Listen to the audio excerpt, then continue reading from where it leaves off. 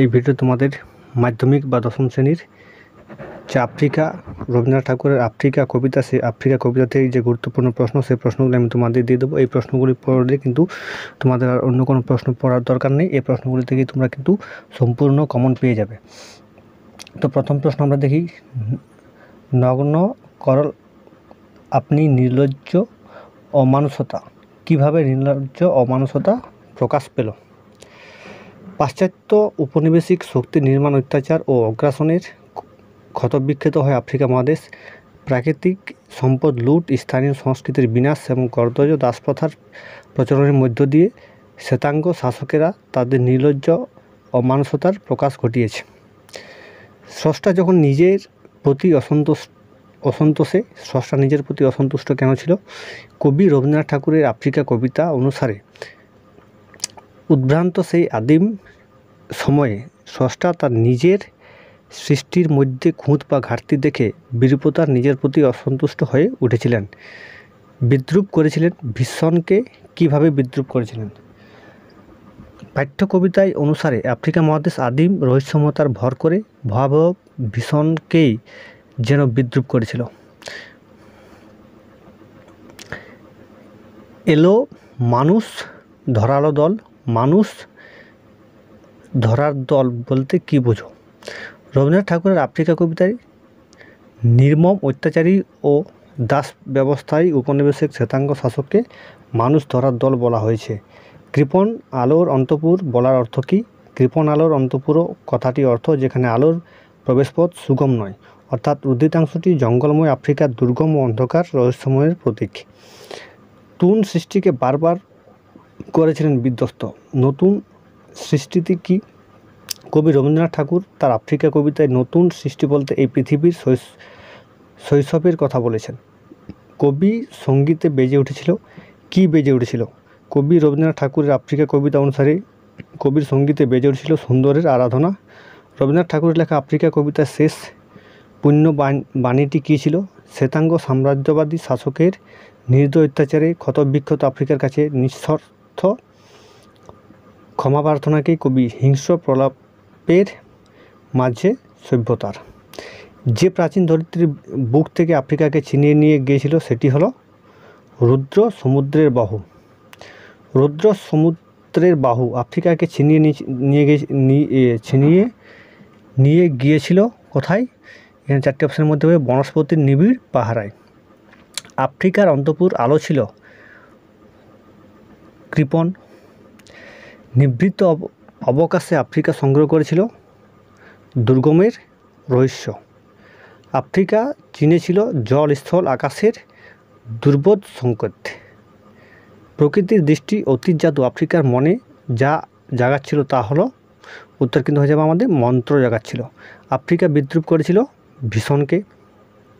নিভৃত অবকাশে আফ্রিকা চিনেছিল জল, স্থল, আকাশের দুর্বোধ সংকেত। আমি কিন্তু এখানে ডাইরেক্ট উত্তরগুলি তোমাদের আমি বলে দিচ্ছি, প্রশ্নগুলি আমি কিন্তু যে অপশান আছে অপশানগুলো আমি কিন্তু পড়ছি না। প্রাচীন ধরিত্রীর বুক থেকে ছিনিয়ে নিয়ে গেল কে? ছিনিয়ে নিয়ে গেল রুদ্র সমুদ্রের বাহু ছিনিয়ে নিয়ে গেল।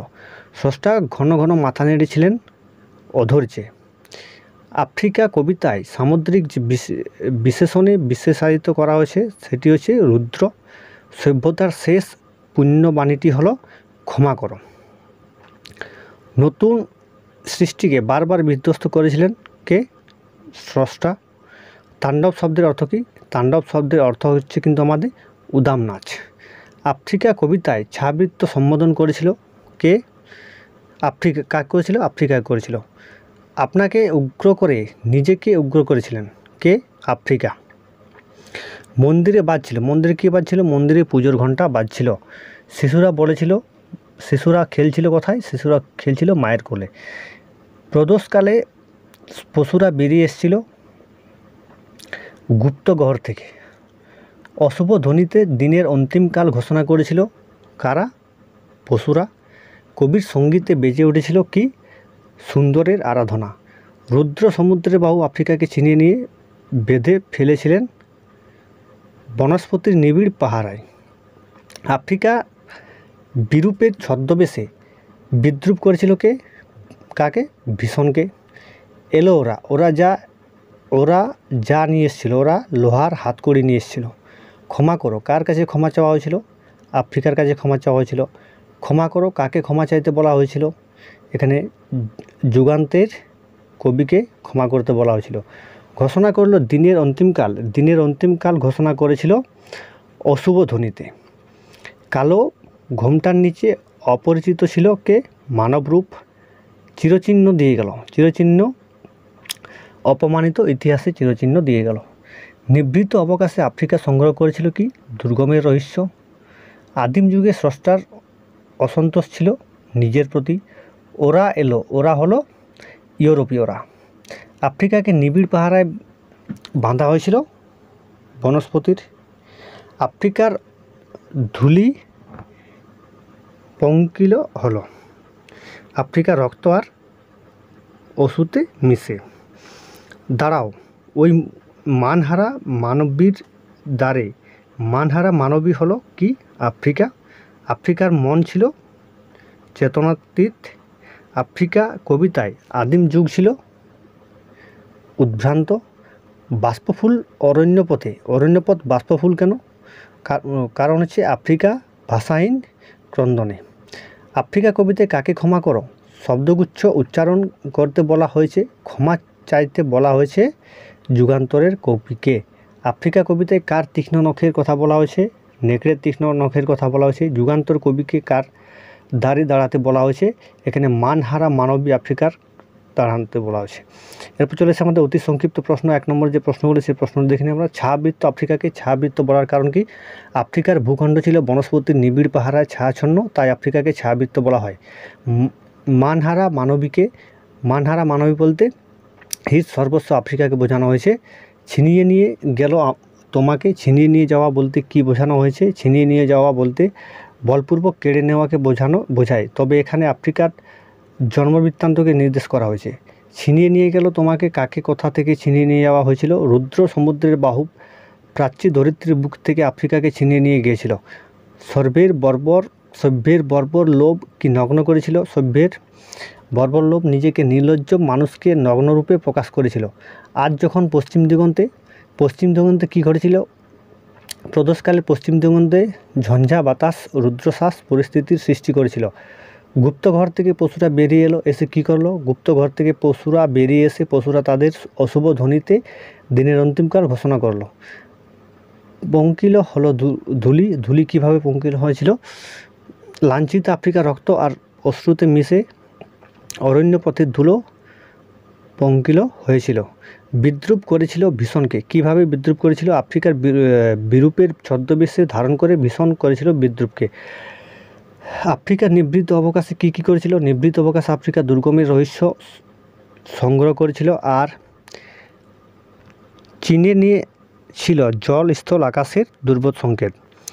এলো ওরা লোহার হাতকড়ি নিয়ে। ওরা কারা? ওরা হলো তথাকথিত সভ্য তথা ইউরোপীয় সাম্রাজ্যবাদী শাসক সম্প্রদায়। এসো যুগান্তরের কবির ভূমিকায় কী হবে? যুগান্তরের কবি মানহারা মানবী তথা আফ্রিকার দ্বারপ্রান্তে দাঁড়িয়ে ক্ষমা প্রার্থনা করবেন। তোমার অপমানিত ইতিহাস কীভাবে অপমানিত হয়েছিল? সাম্রাজ্যবাদী আফ্রিকার উপর পৈশাচিত অত্যাচার চালায়। সাম্রাজ্যবাদীদের এই কৃতকর্মই আফ্রিকার ইতিহাসকে অপমানিত করেছিল। এরপর আমরা চলে আসি 3 নম্বর প্রশ্ন। এলো ওরা লোহার হাতকড়ি নিয়ে। ওরা কারা? ওরা আসার পর কী হয়েছিল? প্রথমে জানতে আমাদের লিখতে হবে উৎস। বিশ্বকবি রবীন্দ্রনাথ ঠাকুর রচিত আফ্রিকা কবিতা থেকে প্রদত্ত অংশটি নেওয়া হয়েছে। প্রশ্নোত্তরিত অংশে ওরা বলতে তথাকথিত সভ্য সাম্রাজ্যবাদী মানুষ ধারার দলের কথা বলা হয়েছে। সাম্রাজ্যবাদী শক্তি আফ্রিকা মহাদেশে সম্পদের লোভে ভিড় করেছিল। তারা নির্মম শোষণের দ্বারা আফ্রিকাকে করায়ত্ত করার নির্লজ্জ প্রতিযোগিতার অবতীর্ণ হয়েছিল। ফলস্বরূপ আফ্রিকাকে হতে হয়েছিল মানহারা, লাঞ্ছিত, অপমানিত ও লুণ্ঠিতা। প্রদত্ত মন্তব্যের মধ্য দিয়ে এই সাম্রাজ্যবাদী শক্তির নিষ্ঠুরতা ও দাসপ্রথার মর্মতা ইঙ্গিত প্রস্ফুটিত হয়েছে। তার সেই ধৈর্যের ঘন ঘন মাথা নাড়া দিনে, তার বলতে কার? সেই দিন কী হয়েছিল? অথবা ছিনিয়ে নিয়ে গেল তোমাকে, কে কাকে কীভাবে ছিনিয়ে নিয়ে গেল? অথবা আফ্রিকার জন্ম বৃত্তান্তটি লেখো, অথবা বাঁধলে তোমাকে বনস্পতি নিবিড় পাহারায়, কৃপণ আলোর অন্তপুরে কাকে কিভাবে কৃপণ আলোর অন্তপুরে বন্দি করা হয়েছিল, অথবা এলো মানুষ ধরার দল, মানুষ ধরার দলের আগমনে আগে আফ্রিকার স্বরূপ কেমন ছিল, অথবা আফ্রিকা কবিতাটি অনুসারে আফ্রিকা মহাদেশের উদ্ভুতের ইতিহাসের আলোচনা করো। এই প্রশ্নগুলি যে পড়লাম, প্রশ্নগুলি কিন্তু একটাই উত্তর হবে। যে কোনো প্রশ্ন পড়লে এই উত্তরটা তোমরা লিখতে পারো। উত্তর কিন্তু হবে, প্রথম আমাদের লিখতে হবে উৎস। বিশ্বকবি রবীন্দ্রনাথ ঠাকুর রচিত আফ্রিকা কবিতা থেকে প্রদত্ত অংশটি নেওয়া হয়েছে। উদ্ধৃতাংশে তার বদলে স্রষ্টার কথা বলা হয়েছে। বহুকাল পূর্বে স্রষ্টা যখন সৃষ্টিকার্যে রত ছিলেন, সেই আদিম উদ্ভ্রান্ত কালখণ্ডে নিজের সৃষ্টিজনিত তৃপ্তির কারণে তিনি বারবার সৃষ্টিকর্মকে বিধ্বস্ত করে নিখুঁততর করতে চেয়েছিলেন। সেই দিন রুদ্র সমুদ্রের বাহু প্রাচীর ধরিত্রীর বুকের থেকে আফ্রিকাকে বিচ্ছিন্ন করে নিয়ে যায় বনস্পতির নিবিড় পাহারায়। সে পাহারা ছিল নিচ্ছিদ্র আর অভেদ্য, সূর্যালোক পর্যন্ত সেখানে প্রবেশ করতে পারত না। তাই সূর্যরশ্মি বিহীন আফ্রিকার অন্দরমহল ছিল কৃপণ আলোর অন্তপুর। সমুদ্র পাড়ে সেই মুহূর্তে তাদের পাড়ায় পাড়ায় কাদের পাড়ার কথা বলা হয়েছে, সেখানে কি হয়েছিল। বিশ্বকবি রবীন্দ্রনাথ ঠাকুর রচিত আফ্রিকা কবিতা থেকে প্রদত্ত অংশটি নেওয়া হয়েছে। প্রতিটি প্রশ্নে কিন্তু আমরা যদি উৎসটি লিখে নিই তাহলে কিন্তু খুবই ভালো হবে। এবং তারপর আছে প্রশ্নোত্তরিত অংশে মানুষ ধরার দল তথা সাম্রাজ্যবাদীদের পাড়ার কথা বলা হয়েছে। যখন সাম্রাজ্যবাদীদের দল আফ্রিকার উপর বর্বরোচিত অত্যাচার চালাচ্ছে, ঠিক তখনই সমুদ্রের অপর প্রান্তে সাম্রাজ্যবাদীদের পাড়ায় বিরাজ করছে অদ্ভুত বৈপরীত্যময় চিত্র। সেখানে একে হচ্ছে পরম কল্যাণময় দেবতার উপাসনার মন্দিরে মন্দিরে পুজোর ঘণ্টা বাজছে। তো নিষ্পাপ শিশুরা নিশ্চিন্তে মনে মায়ের কোলে খেলছে। কবির সঙ্গীতের ধ্বনি চলছে সুন্দরের আরাধনা। দাঁড়াও ওই মানহারা মানবীর দ্বারে, মানহারা মানবীকে তার দ্বারে কেন দাঁড়াতে বলা হয়েছে।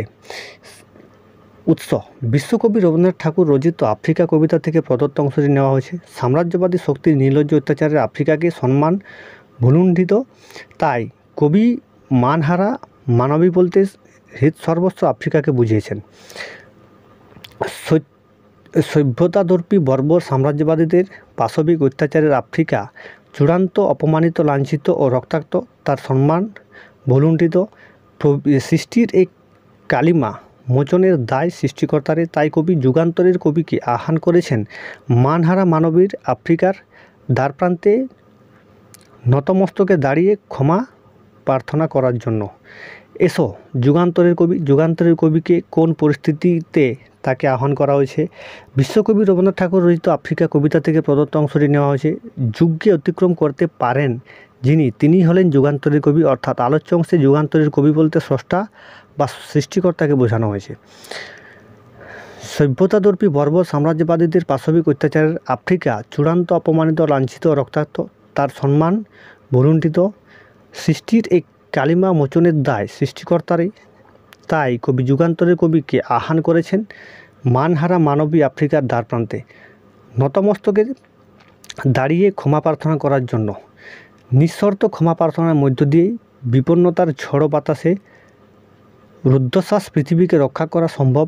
কবি আশাবাদী যে হিংস্র প্রলাপে ভরা এই পৃথিবীতে ক্ষমা করো শব্দগুচ্ছের উচ্চারণের হবে সভ্যতার শেষ পুণ্যবাদী।